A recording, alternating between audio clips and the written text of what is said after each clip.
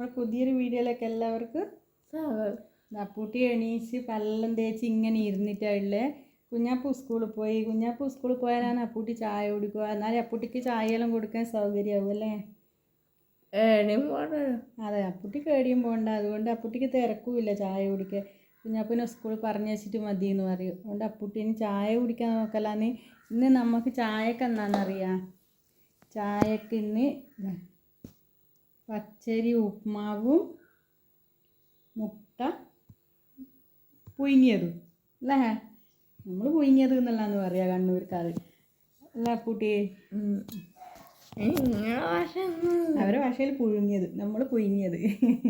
ഇതാ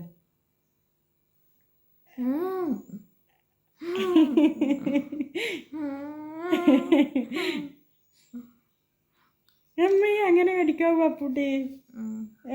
ഇനി എന്താ തിന്നുക ഉപ്മാവിന്? ആ മുട്ട തേച്ചു വായിലാക്കിയിട്ട് ഇനി ഉപ്മാവിന് എന്താ തിന്നുക? ചവക്ക്. ഇതാണ് അപ്പൂട്ടി.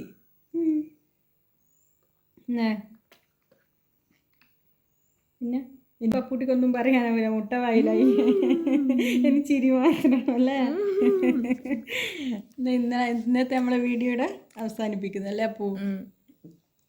ബായ് ബായ് പറ.